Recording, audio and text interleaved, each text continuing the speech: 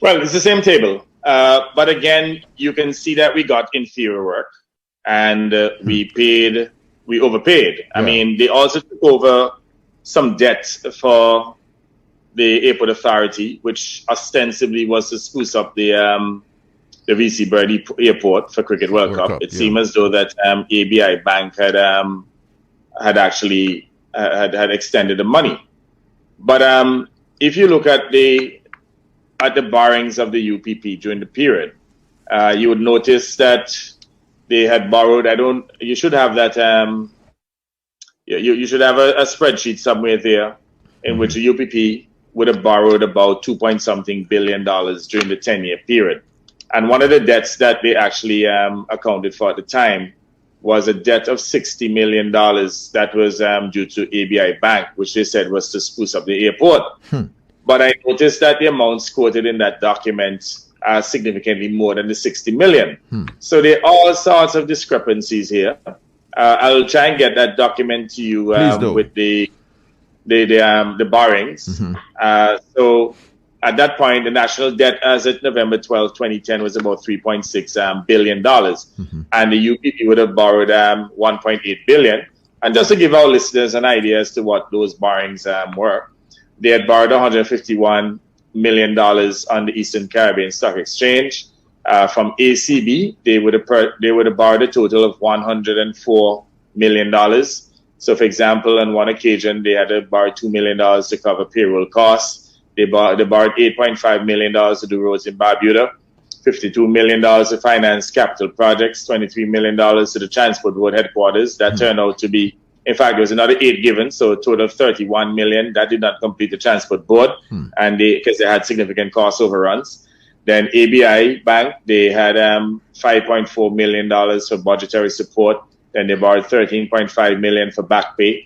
There are $14 million in bonds, the $60 million at the Cricket World Cup, $1.6 million to fund electoral commission work, $4.1 million to purchase land on High Street for APUA, Yeah. $8.8 million to upgrade APUA PCS, $2 million for APUA Internet.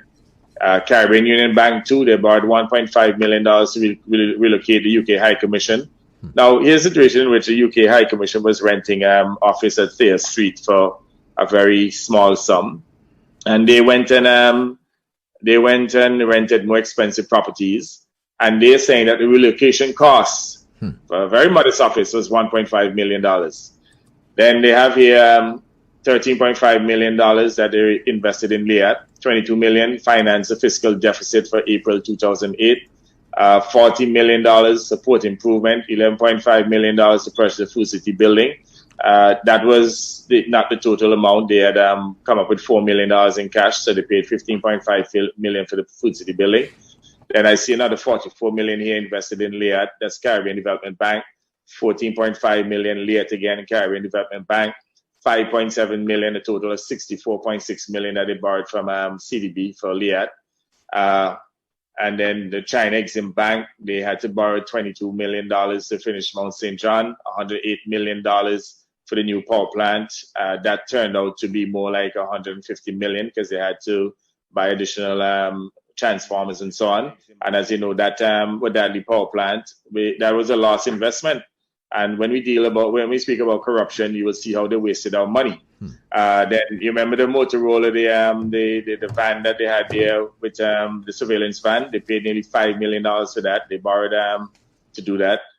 I think they got the credit from Motorola. In fact, it's more like $6 million that they paid. Let me see, $6.5 million for that police communication system. Yes. Then you have external creditors, another $24 million. Venezuela, they got $135 million for budgetary support. You remember when former Prime Minister Spencer said he got a call. Right. Yes. That's $135 million they get right there. We still have to pay back that. That loan has not been repaid as yet. Then they got another $106 million from Petrocaribe. In fact, that since increased to the unsecured portion of the Petrocaribe deal increased to $250 million, which we had to beg the Venezuelan government to write off. Then Banco Desarrollo from Venezuela for the housing project at North Sound. They borrowed $27 million and they only built maybe about 10 homes. We're the ones who had to complete that project when we got in. Then you had Global Bank of Commerce. They borrowed $7.3 million to pay arrears on the CDB loan. Antigua Overseas Bank, they borrowed $80 million for airport upgrade. Now, you see the kind of double counting and so on taking place here. So if they borrowed back then $86 million and Andre Guterres come back and get 58, there's some serious issues here. Indeed. You know? Indeed. Then they also borrowed $6.2 million from Antigua Overseas Bank to purchase a property in New York for the New York mission. They were running bank overdrafts of about $75 million at the time. There's also an increase in supplier credit of $95 million owed to contractors. That was not the full amount. The full amount was more like about $400 million. But at the time, the increase is what I captured, $95 million. Then they owed WEOC and APC $65 million in trade payables. That subsequently increased to about $81 million for WEOC and $40 for APC. So eventually that was $120 million that they owed between APOA and APC. And if we were to include SEMCORP, they owed SEMCORP $22 million as well. So for basic services, the provision of water, electricity, and fuel, they owed $140 million and could not pay. And both SEMCORP and West Indies Oil at the time were threatening to discontinue the supply of water and fuel. Yes. I mean, they had their issues with them too, and they never really threatened them with any disruption of the service, but they were carrying a receivable of $40 million, which we eventually practically paid off, and we reduced it to about maybe about 17, 18 million, and then we wrapped it into the settlement of the APC debt. Remember, the Haddies got a judgment against them for $222 million. We had to go and settle that for about $40 million. So the total borrowings, and at the time too, they had $80 million in undrawn commitments from CDB. They had an IMF loan of $320 million. We eventually had to pay off that. Then they owed the Clico Investment Bank as well, associated with Sunshine Hub, at least about, $5 million, where they charged a small parcel of land opposite the cancer center. That still has not been paid. They also had the Half Moon Bay acquisition, in which about, I'd say, $130 million was owed. We subsequently cut that by more than half. And total liabilities, $1.8 billion. And you know what that funded? What's that? So let me tell you, man, let me get the projects them. Yeah. Let me tell you the kind of wastage that took place under the UPP. So with that Lee power plant, we lost $150 million on that. The report from the airport there with Andre Guterres, that was about $135 million minimum, at least $50 million US dollars wasted there. HMB, they kept the property for over 10 years, accruing a significant amount of interest. We lost at least $67 million there. Roads, they claim that they spent $1.2 billion. We know that we didn't get 1/3 the value. So you're looking at least another $600-700 million in money is literally stolen from the people of Antigua and Barbuda. With that Lee power plant, as I said before, $150 million. Bow Panel, you remember when they gave Bow Panel about 300 acres of land? Yes. You're talking about $60 million. We had to claw back that. We had to end those agreements and take back the people land. Eventually we gave them 5 acres of crabs to do a factory. And we said to them, if they the project is successful, we will make small portions of land available to them. Valley Church Beach, they gave it to a man named Willie Bermello, something like that, or Bermello, for $1. And the man never built anything after 10 years. We had to pay the man $1 million US to get back the land. He had, and I think he had absolute title. Am I correct? You know, understand, the man had the title, the man didn't pay nothing, and they gave title to the man for $1. Wow. On a promise that he will invest, that he will build a hotel. The man never built anything. Nothing. And he never had any intention to build anything. In fact, at one point, he was trying to sell the land to Sunwing. We had to block it. We had to tell him anytime at all he sells the land that, that we will not issue any non-citizen landholding license. He wanted $2 million on one occasion. It was reported by our High Commissioner in Miami. Not High Commissioner, our ambassador in Miami, Ambassador Gilbert Bastani, that a certain minister of the UPP and I'm not going to call the name because I don't want us to sue us. He had insisted that the settlement should be $2 million so that he could get $1 million. So to tell you how corrupt these people are, you don't want to talk about corruption. Fort James, they sold 15 acres of land for a net of about 3.5 million, because there was an overpayment of 1.5 million based on the Treasury analysis. That land is worth 20 million US, so we lost at least $50 million there. I'm not going to call the person's name because I know who you're talking, but please don't. Yes. No, you won't. Yeah. Then Fraser State, you remember they gave them back $15 million on some land on a transaction that took place about 30 years prior. And they made some bubble there. Then they gave Digicel and Cable and Wireless a whole heap of tax waivers. In fact, it was estimated that we could have lost $100 million there, in that the deal was lopsided. All they got was some computers and some little internet rooms from Digicel, container rooms that they put in the schools them. But it was a set-off against the waiver of taxes. Then you had the Food City deal, the Bencorp deal, in which they bought those properties at an overvalue. We know what happened with the Adams and the state insurance buildings. We would have lost tens of millions of dollars on those two projects. And even the roads around the stadium, they spent $77 million on those secondary roads that ordinarily that would have cost maybe about $10 million. So we lost over $60 million there. And when we questioned them, you remember at one point we had to picket them and so on. They say how they had to dig 20 feet down to the ground because the ground was soft, and then they had to fill it with material, and that is why the cost per mile was in excess of $10 million. Everything for them was a steal. I mean, these guys have plundered this country so badly. Yeah? Those of you who want to say you're agitating for UPP and Harold Lovell, you go ahead and see what happened to you. And I'm going to tell you how crap are going to smoke your pipe. But these people have a history of incompetence and corruption. Over $1.4 billion of thiefness that I just went to just now. $1.4 billion. Now, hear what they're accusing us of, and people must be able to make a comparison. They say, for example, that my son bought a parcel of land. He did a swap, did a quick flip, bought a piece of land for $2 million and then flip it for $4 million. He bought it from one private person, and sold it to another private person, and they claim corruption. Then there's another deal in which COVID had some land at Judge Bay.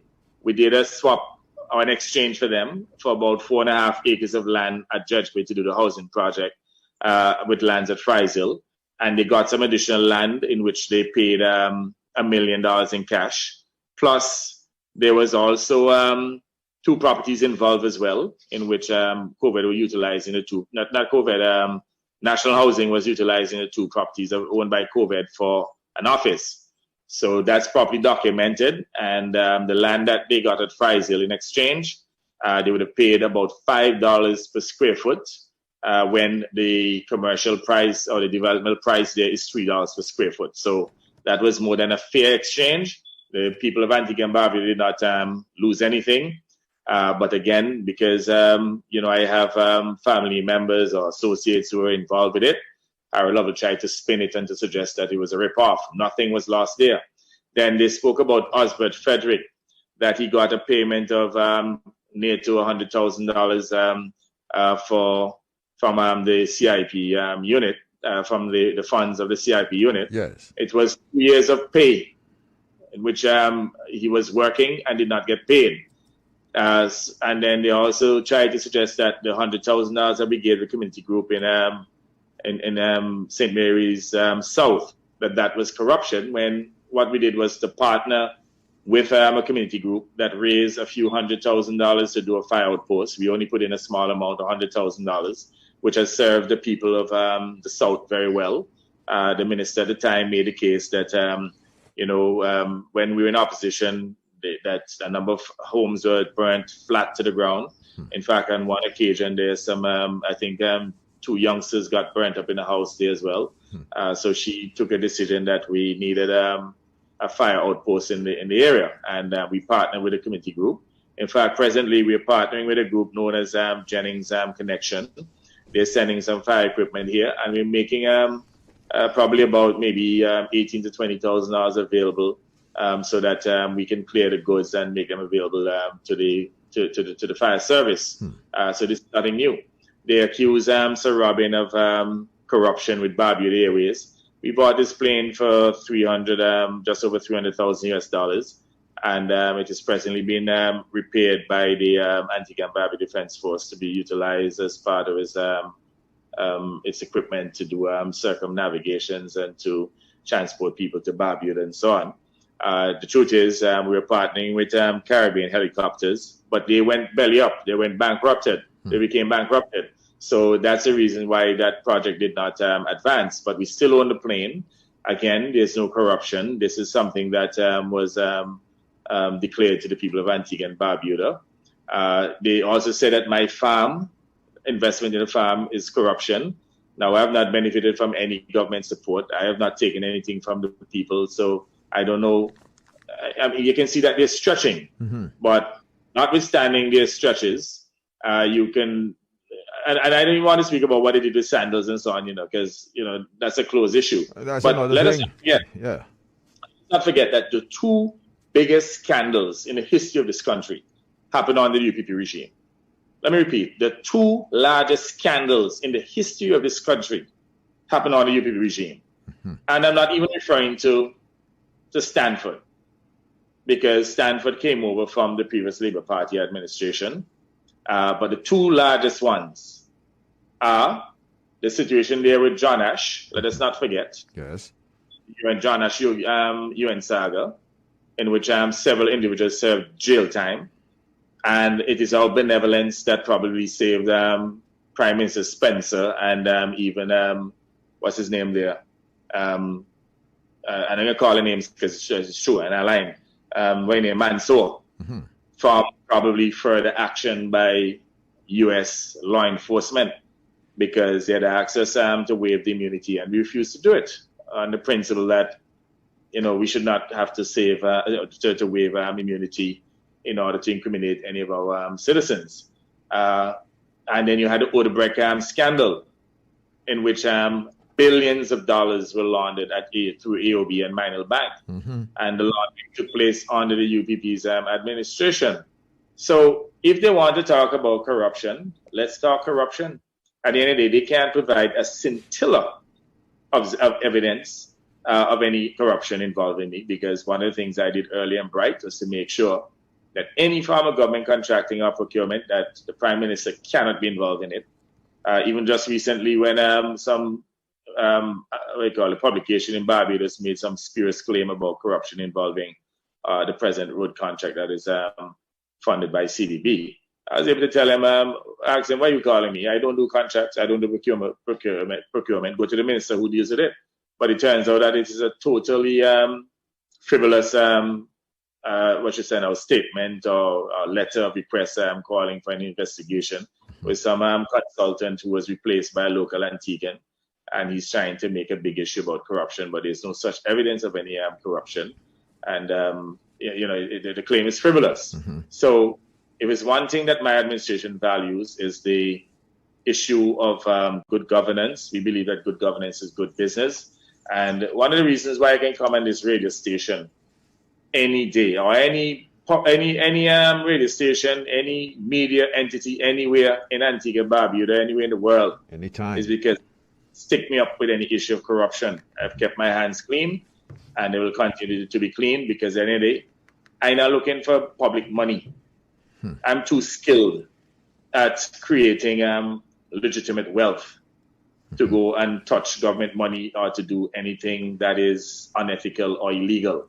So tell them I say to wheel and come again. When they talk about corruption, I will go as far as saying that my administration is the best in, perhaps easily, the best administration when it comes to integrity that ever governed this country. And I say that without fear of contradiction. And I agree with you, sir, wholeheartedly. I agree with you. We have gotten some reactions so far. One person here on Facebook says, Mr. Prime Minister, the United Progressive Party got the nerves questioning your administration spending when they were throwing money into rabbit holes. Another one said, Lord of mercy. Somebody says here from the WhatsApp board, Lord of mercy, all this money gone for nothing? Anyway, I'm waiting for the full disclosure, and yes, sir, I'm also waiting on the inquiry. Let me make the point here that this forensic audit that we're having into the airport project is not a witch hunt. Based on the excesses that we would have seen, haven't gotten full information, haven't gotten the documentation. Admittedly, it is not something that we had paid any attention to, even though we knew in opposition that it was overpriced, that it was a rip-off. But you see, now that the information has come to us and they want to make the issue of corruption a topical issue, but let's go. Because they're not going to get away scot-free with this. And Harold Lovell has to answer. I find it strange enough that he's also making the case that what he doesn't quite remember. Well, guess what? We have put some information out in the public domain now. Come and speak to it. I know that if anybody were to provide any contract and to ask me anything about it, I can say definitively not this man here. Because I knew that nobody ever come to me with any brown paper bag and asked me to do anything. By the time I recognize there's any quid pro quo in any discussion, any relationship, that's where it starts and that's where it ends. I don't mess around. You know why? Because I am very liberal with my mouth. And y'all are going to shame me. I must be able to stand up in any forum and speak. I would not want to be in a position that either me or any of my minister that when we travel, that people holding us in suspicion and treating us with contempt. You can imagine if the UPP were to win and a particular minister went and represent us as a minister of national security. He's laughing and laugh at him. We're sure look up at him and say, pow, pow. Leave it there before. I'm going to make a joke, man. Anyway, leave it there. This is what Harold Lovell... Yeah. I call him pow, pow. I heard you, sir. This is what Harold Lovell had to say pertaining to the issue. I just wanted the listeners to get a gist of what he said when he was asked about whether or not he's concerned about the Andrade Gutierrez loan of $94 million. He said, it will come to naught. It will come to nothing. Give a listen. Right thing by the people, and that means following the law and making sure that where there has been wrongdoing, there will have to be consequences. Are you concerned about this probe that has been recently announced with respect to this runway extension, this $94 million loan? You did indicate, I think, in public statements that you're unperturbed. Why would you not be concerned about something like that? Well, because personally, I didn't borrow any money. I was Minister of Finance. We guaranteed a loan that was given to the Antigua and Barbuda Airport Authority. They've been there for 7 years. Sir Robin, he has had an opportunity to look at the books. The person who is now the CEO was the Accountant General. If there's any wrongdoing, it would have already come to the fore. How is it that 7 years later, they all of a sudden now are talking about a probe? It's really just an effort to, again, try to get at me as the leader of the opposition party. But it will come to naught because they won't find any wrongdoing on my part in terms of the loan that was given at the time. Okay, we're going to leave it there. Mr. Prime Minister, we have to open up the lines. I am not... You recall that we provided the evidence in which Andre Gutierrez was literally convicted in a U.S. court and had to pay a fine of $382 million. Yes. You have the information, pull it up again and post it so those who are on Facebook can see the evidence. And so they were convicted for graft, corruption, bribes. So we know that company had a history of bribing public officials to get contracts. And we also know, too, that company has had a history of inflating contracts. In fact, one of the noted contracts in which they inflated the cost was one in Brazil in which they inflated a particular contract by $2 billion as a result of the cost overruns. So the question will be asked here, what is the probability that a company that had a history of corruption that was contracted by our then government, what is the probability of no graft being paid? What is the probability of no corruption? So again, Harold is involved from the standpoint that he was the minister under which the project started. He witnessed the document, the contract document. Subsequently, he became Minister of Finance, and he signed off on the financial agreement to pay them. Now, we never accuse him to say that, it is personal money. I don't know smartness he's trying. If he's smart, that he can just go there and just obfuscate the issue and to, divert attention. What we're saying here, you're the minister, and it's on that basis that we're asking you to account. And if you don't account now, you will have to account at the multi-purpose center because we're putting you on the stand. Yes.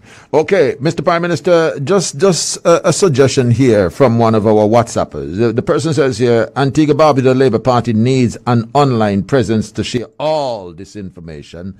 Someone informative, bold, and not thin-skinned.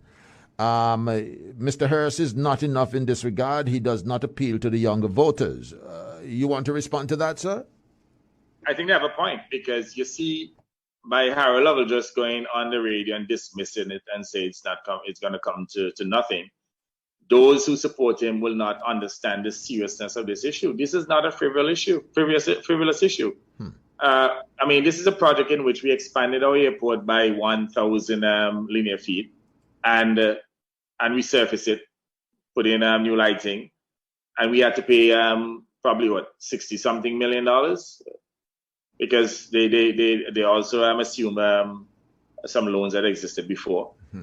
It is definitely a form of extortion of public resources that occurred under the UPP administration, of which Harold Lovell was a senior member. I have given a comparison in which we are constructing a 6,100 linear feet airport on Barbuda, and that will cost us no more than about $20 million US. So how come and we have to put in lighting and so on, how come 1,000 linear feet and the resurfacing of our airport could cost 60-something million US? Quite Impossible. exorbitant. Quite exorbitant. We got a rotten deal, and the kind of monies that are involved. When you look at the preliminary report that was done, in which even a payment of 19 million US that was not included in the arbitration ended up as part of the settlement. We must overlook that. You're not talking about 19 million yen, or 19 million RMBs, 19 million US dollars we're talking about here, just for that one lump sum of money that was added to the arbitration costs of 35 or $36 million. This can't go unchecked. This can't go unaccounted for. And Harold Lovell and co, they have to account. All right. We're going to open the lines now, sir, and we'll get the reaction of the listeners and viewers. We're so pleased that we have created these platforms so that you can join us. And for those of you wishing to join us,